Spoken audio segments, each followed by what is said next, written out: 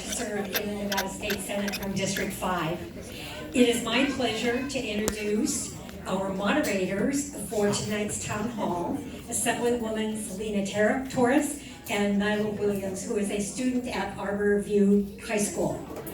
Assemblywoman Torres was born and raised in Las Vegas and is a middle school teacher. Her father fled the Salvadorian Civil War and her mother left Hawaii to pursue her career as a high school English teacher. Assemblywoman Torres is a product of Nevada's public school education program. She attended Clark County schools for all of her years, K-12, and also went to the College of Southern Nevada and received her bachelor's in English literature from the University of Nevada, Reno.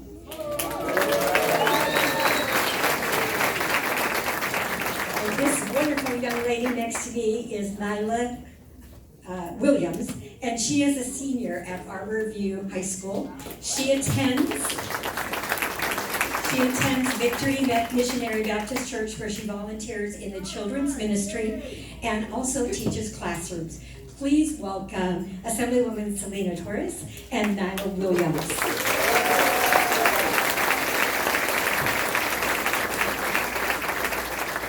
And I am so honored to introduce this evening's special guest, Senator Kamala Harris.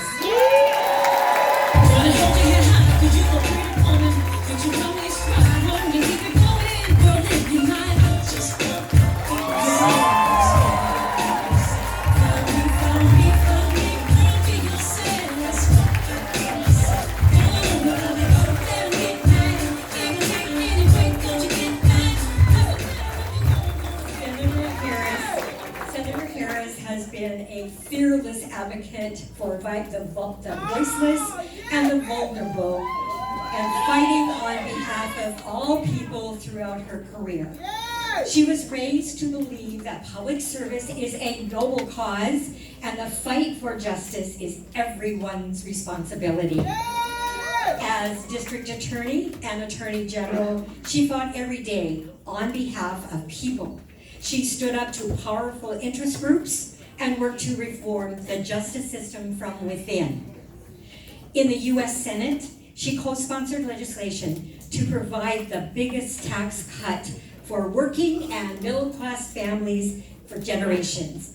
She protects the rights of refugees and immigrants, and she makes sure that quality education and health care are within the reach for all Americans. Now that she is running for president, Kamala has put forth the boldest plans to address the issues that keep Nevadans up at night. What she calls her 3 a.m. agenda. More importantly, she has put forth a bold plan that will increase teacher pay that will be the biggest increase in American history.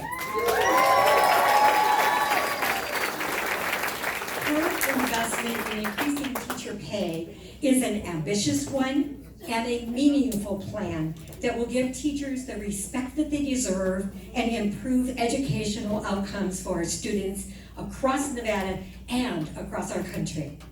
If we are serious about improving our education system, we need a bold response to the teacher pay gap that is holding back students and our educators. Under her plan, the average Nevada teacher's salary will increase by $15,000 a year. It is time that we have a fighter in the White House again, and that's exactly what Kamala Harris will be as our president. As a lifelong champion for education and as a retired educator, I understand how important it is to make sure that our teachers are paid what they deserve and they're given the respect that they deserve. In the Nevada Senate, I have led the fight to improve our education system and raise teacher pay. And I know that Senator Harris will take the fight straight to the White House, which is why I am proud to endorse Senator Kamala Harris as our next president of the United States. Thank you. Please welcome Senator Harris.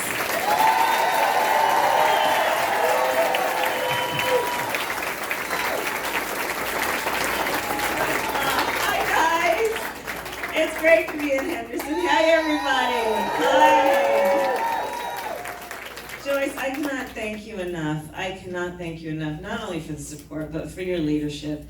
The work that you and your colleagues have been doing, but the work of your leadership in the Nevada State House has been extraordinary. I was honored to join you and hang out with you for a little while in Carson City. But what this state legislature accomplished this last session is extraordinary in terms of its leadership, national leadership, and you're at the front of the line, so thank you, John. Thank you. If we can hear it for our leaders, all of them. Thank you.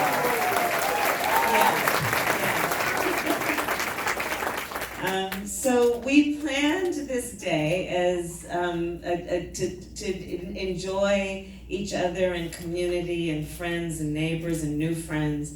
And to talk specifically about, what happens in 9-day, which is our children going back to school. And I will talk about school, but we planned this, and then this tragedy took place today in El Paso. And I have to tell you, I think we all know, enough.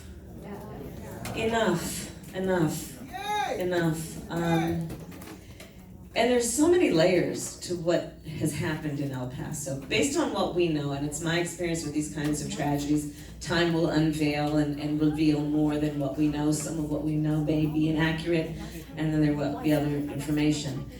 But we know enough to know that what we are seeing, what we saw in California last week in Gilroy, it's too much. And it is within our grasp to do something about it. And so I'll address these issues more specifically, but I think that we all know, and our hearts, our prayers, our thoughts are going to those families and that community, but exactly, they want more than our thoughts and prayers. They want action. And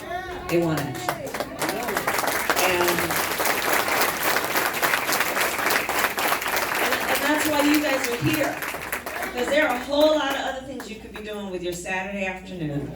And you stood in line and you came in here and you've been sitting down and we're fanning ourselves, trying to cool down. And this is what represents the best of who we are as a country, guys. Like, look around. This is what we are about. We are about understanding the strength of our nation is in the people. In the people, and for the people, and by the people. This is the strength of who we are. So, there you go.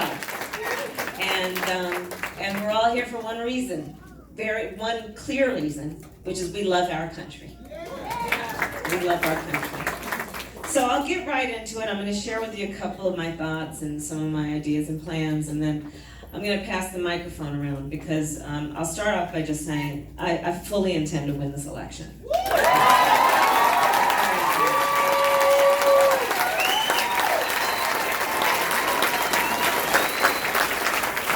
And a measure of success will not only be that, but for me, that at the end of this process, a measure of our success will be that we are relevant. And one of the best ways to ensure that, especially at this phase of the campaign, is for me to be able to be in these moments of community and everyone coming together where I can listen as much as I talk. So that's why we're going to have this conversation after. But for now, I'll just share with you some of my thoughts and then I want to hear from you. So where are we? Well, we are at a moment of inflection in the history of our country. This is an inflection moment. This is a moment in time that is requiring us each as individuals and collectively to look in a mirror and ask a question. That question being, who are we? And I think we all know that part of the answer to that question is we are better than this. Yeah. We are better than this. So this then becomes a moment that we must fight for the best of who we are, and fight we will. And in these moments that cause us to really be concerned about where this is all heading, I'd ask us to remember that this fight for the best of who we are is not new to us. This is a fight we're prepared to have. This is a fight we've had before. This is a fight about fighting for the future and the best of who we are. And as Americans, we're always good for that fight. We're always into that fight, right? You know, I think about it in the context of the family in which I was raised. I was raised by a bunch of fighters. My parents met when they were students at the University of California, Berkeley in the 1960s. When they were active in the civil rights movement. So my sister Maya and I, we joke, we grew up surrounded by a bunch of adults who spent full time marching and shouting about this thing called justice, right? And, you know, in fact, you know, many of the heroes of that moment were the lawyers, you know, people like Thurgood Marshall and Charles Hamilton Houston and Constance Baker Motley, and these people who knew the skill of the profession of law to translate the passion from the streets to the courtrooms of our country, and to do the work we know must constantly be done of reminding folks of that great promise we articulated in 1776.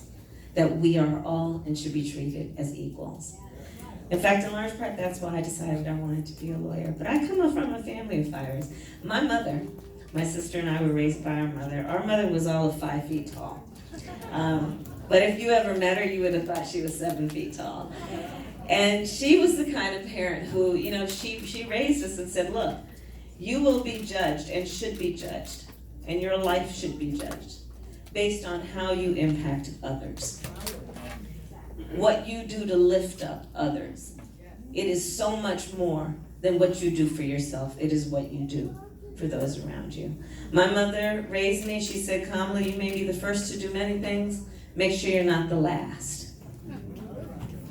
My mother said, don't you ever let anybody tell you who you are. You tell them who you are.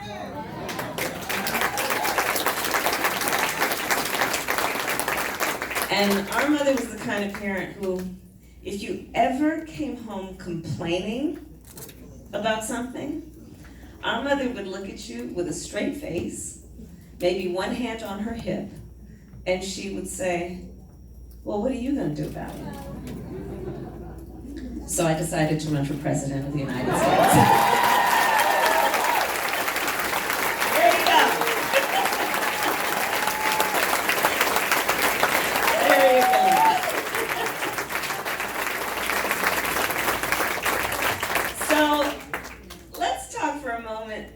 About the current occupant of the White House. But we must. Context for this moment. Let's talk about that. So this is a fellow that came into office on a campaign that was about Make America Great Again, which caused a lot of us to ask, well, again for whom exactly? Caused a lot of us to realize, again, that sounds like going backward. So what are we talking about? Back before the Voting Rights Act? Back before Roe v. Wade? Back before the Civil Rights Act? Back before federal minimum wage? Because we're not going back. We're not going back. He came into office saying he was going to help working families. Everybody from farmers to auto workers. And then what did we witness? His fragile ego causes him to conduct trade policy by tweet in a unilateral way, such that right now I'm spending a lot of time in Iowa in addition to Nevada, spent a lot of time in South Carolina, spent a lot of time in New Hampshire. Well, in Iowa, right now, because of his so-called trade policy, we've got farmers looking at bankruptcy. They've got soybeans rotting in bins.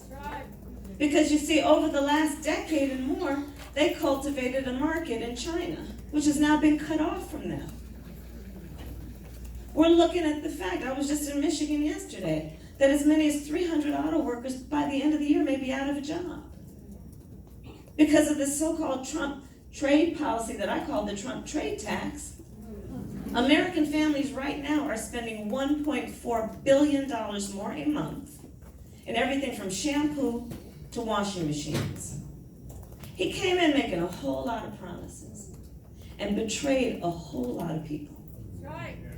And so when the pundits out there start comparing 2020 to 2016, I'm gonna tell you guys, Henderson, 2020 will not be 2016.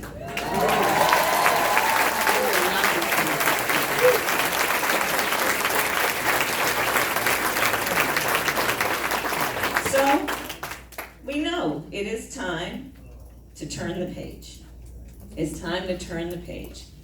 And one of the best ways we're going to do that is to successfully prosecute the case against 4 more years of Donald Trump. And we're going to need a prosecutor to do that. And let me tell you, we've got a rap sheet. We've got a rap sheet. We got a good rap sheet. Because let's look at it. What do we have? What's the evidence in this case? Well, we can talk about a tax policy that benefits the top 1% and the biggest corporations in this country. Said he was going to come in and help working families. Tax bill benefiting the top 1% and the biggest corporations to the point that last year, 60 of the biggest corporations in America paid no taxes. Who here paid no taxes? What's on that rap sheet? Well, we can look at the fact that there's been a policy about putting babies in cages and separating them from their parents in the name of border security, when in fact what it is a human rights abuse being committed by the United States government.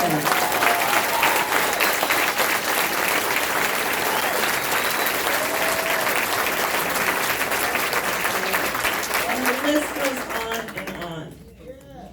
So it's time to turn the page. But I'll also say this, our campaign is about that because it's an obvious point. Dude gotta go.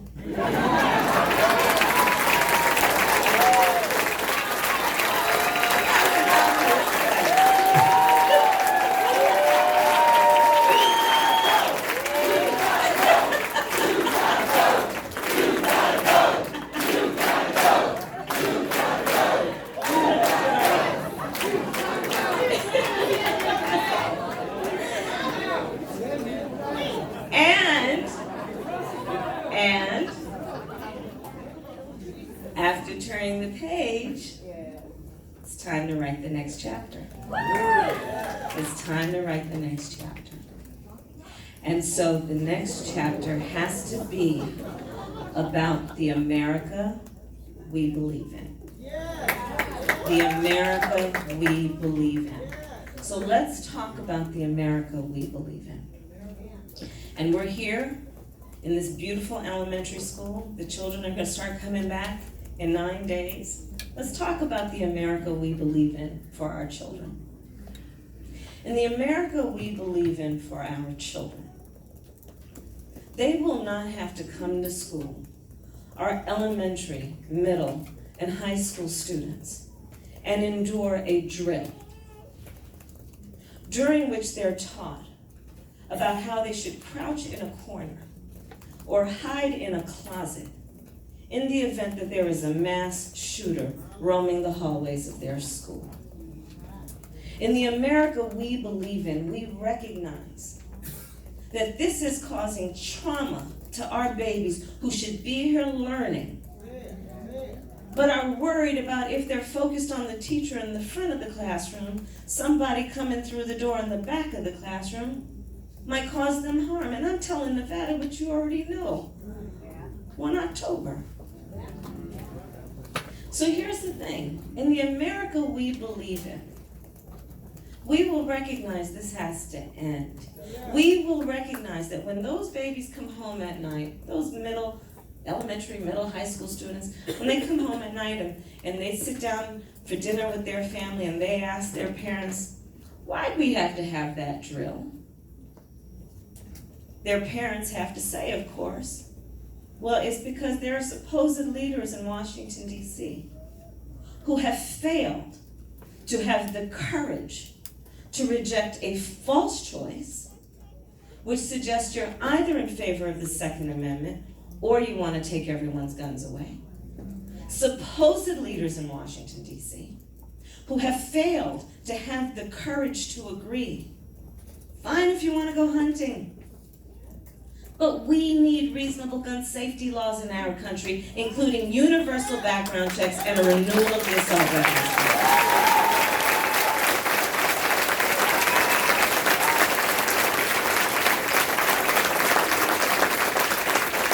So in the America we believe in, here's what I'm prepared to do.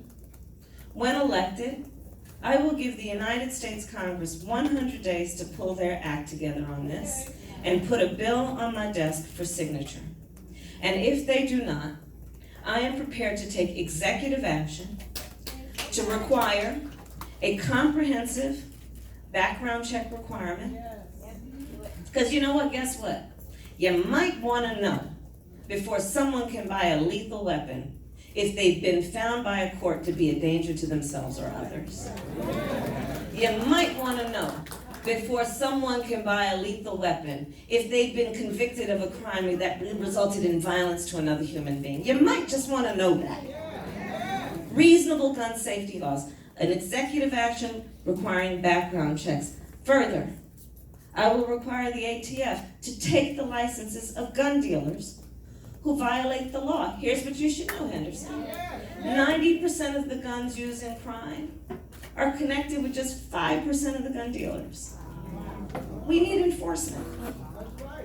And 3, I am prepared by executive action to ban the importation of assault weapons into our country. So it's time to take action.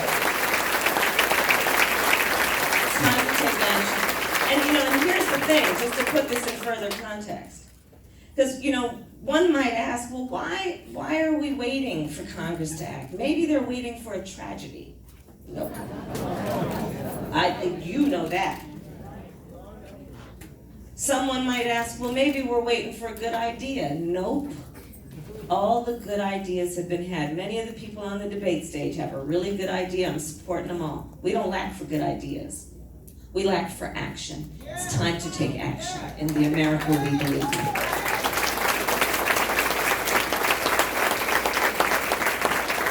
So we're here at this school. So let's talk about the America we believe in. In the America we believe in, we will agree that our teachers do God's work and we are not paying them their value, and we will correct for that.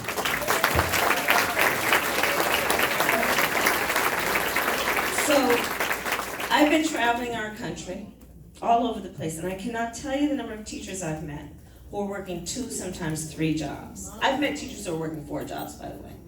2, if not 3 jobs. Teachers in America, 94% of them in our public schools are coming out of their own pocket to help pay for school supplies. Teachers on average make 11% less than similarly educated professionals. And here's the thing, there are only 2 groups of people raising our children. Parents, often with the assistance of grandparents and aunties and uncles, and our teachers. But we are not paying them their value. And for me, this is kind of personal. My first grade teacher, Mrs. Frances Wilson, God rest her soul, attended my law school graduation. Yeah, but here's the thing. Many of us have a similar story of some teacher along the way who convinced us we were special. We weren't particularly special. But they told us we were, and we believed them. Right? Which put us on a path to being here together at this moment under one roof, making a decision about who will be the next president of the United States. So here's what we're going to do in the America we believe in. We are, for the first time in our nation's history, going to close the teacher pay gap by a federal investment to do that. And here, and this is the thing, and here in Nevada, as you heard from the senator, it will be $15,000 a year. So let's put that in context. In most places, $15,000 a year is a year's worth of mortgage payments. $15,000 a year is a year's worth of grocery bills. $15,000 a year means putting a significant dent in student loan debt, which is one of the greatest barriers to our students coming out and joining a profession for which they have a passion. And to put a fine point on this issue, I strongly believe you should judge a society based on how it treats its children.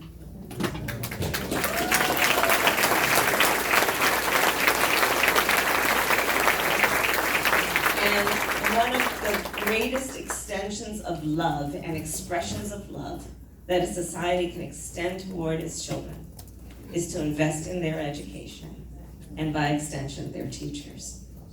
Let's talk about the America we believe in. I see so many veterans here, and those who have given service and risked so much for so many of us that you may never have met, and we may not have even known your name. So let's talk for a moment about the America we believe in the context of the role and the importance of the role of Commander-in-Chief. The Commander-in-Chief in the America we believe in understands that one of her most important responsibilities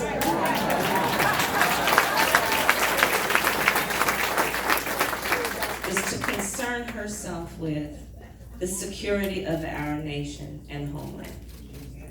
Instead of what we have seen in a so-called commander-in-chief, when it comes to the fact of Russia's interference in the election of the President of the United States, who prefers to take the word of the Russian president over the word of the American intelligence community. A commander-in-chief who, when it comes to an American student who was tortured and later died, prefers to take the word of a North Korean dictator over the word of the American intelligence community. That on the subject of a journalist who was assassinated, a journalist who had American credentials, prefers to take the word of a Saudi prince over the word of the American intelligence community. We need a new commander-in-chief.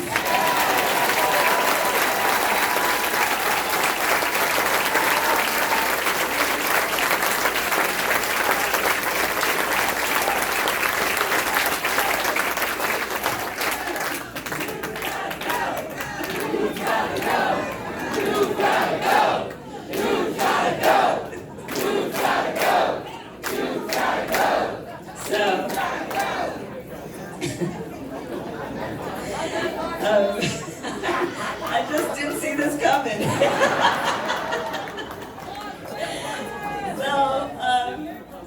But there's so many more things to talk about, but I want to do it in the context of any questions or comments you have. But I do want to close my comments by saying this. You know, over the last 2 years and some months, you know, many of us have been really worried about where this is all heading and what this all means. Many of us have been throwing objects at that inanimate object called a television, you know, going through individual and group therapy about it all. But here's what I want to leave you with, among many things I hope, but here's what I want to leave you with. It is really important in our march toward 2020 that we remember one of the greatest strengths about who we are as a nation and as a people is we by our very nature are aspirational. We are a nation that was founded on noble ideals. The ideals that were present when we wrote the Constitution of the United States and all its amendments, and the Declaration of Independence and the Bill of Rights, and those words we spoke in 1776, that we are all and should be treated as equals. We are aspirational. We are also clear-eyed. We've not yet reached those ideals. But the strength of who we are is we fight to get there. We fight to get there, so fight we will, and fight we must, knowing this is a fight that is born out of optimism. This is a fight that is not born out of knowing and believing in what can be, unburdened by what has been. This is a fight that is not only for the soul of our country, this is a fight that is born out of love of country, and this is a fight we will win.